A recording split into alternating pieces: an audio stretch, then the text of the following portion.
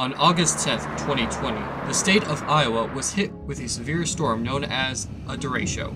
The storm had carried on into the next day, where crops and even a few homes were severely damaged, as well as knocking out their power for a long time.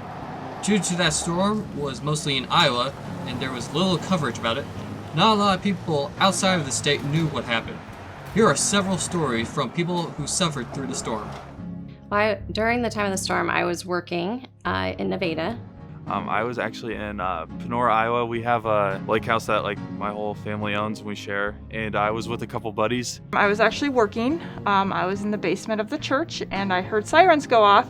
I was home. I got a call from my sister. She called and said that there was a storm and so I should bring this stuff from outside. I was on my way to work when the storm happened, so I was driving to Ames. My brother and I were saying that we need to go to the basement, but my mom was saying that it's fine and everything. And then right as she said that, a huge tree branch fell on top of my dad's workshop. And that's when she finally decided, okay, we need to get down to the basement. So I ran across the street to a friend's, and while I was there, the storm hit. I was pretty freaked out because my two boys were at home by themselves and I couldn't get a hold of them because we had lost all the power and we had lost all service of any kind, so I had no way to get a hold of them. I would say not very patiently waited in their basement until most of the storm was over, and then I said, I got to go. And so I ran out to my car, and most of the streets, we live a couple blocks away, and I couldn't even get to my house.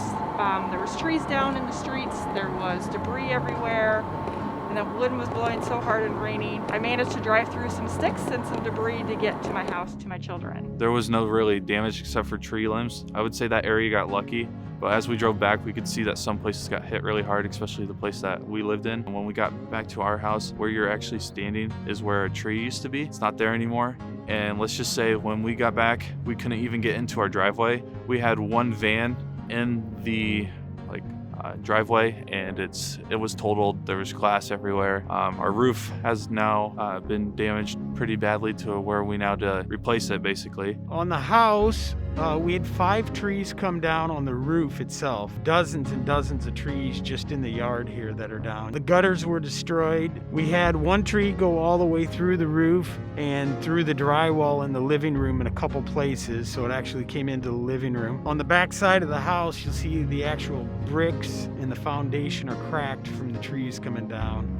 Yeah, after the storm, we had a lot of help from our friends. They just all showed up. It was great. They just pulled in and started. People with chainsaws came and they started chopping up wood and loading in back of their pickups. And we just made a big pile out in the back. Yeah, we had a lot of help. We had a lot of our friends from Nevada that came over to help clear things out. It made things a lot easier. I mean, a lot more hands clean up things pretty quick. We also did lose power for a few days. It came on momentarily the first day, and then it went back out, and we didn't have it back for a while. We had a generator that we hooked up here to the house so we could keep our freezer and our refrigerator. I think we had no power for almost a week, if not a little over a week. And luckily, again, we had that lake house that has Wi-Fi and everything. So we drove up there and lived up there for basically a week. So they bought this house like a week before I was born, and they moved in 2 days after I was born. So I've been living here basically my entire life. I've had similar damage before, not to our actual house, but we've had serious storms. This area either has the week of the storm or the worst of a storm if one comes by this area. And we've had multiple trees fall because of the storm before. So we're not shocked, but overall, looking at everybody that was affected, this was definitely probably the worst storm my community has probably went through. I grew up over in eastern Iowa in Mount Vernon. I lived in town. I grew up in the country up in northwest Iowa, so I've lived in the country a long time. No, I haven't. I've never seen anything like this. It's kind of crazy. My mom lives over in Mount Vernon, and I drove over there, and it's like the storm just headed right down Highway 30, and it's just the devastation's pretty crazy. The positive outcome for sure was reassuring how awesome the community that we live in. So positive, I would say, is the fact that the community was able to come together. I would say just really the people that came to help. That was really positive. Kind of Iowa nice. Everybody seems to pitch in and help out when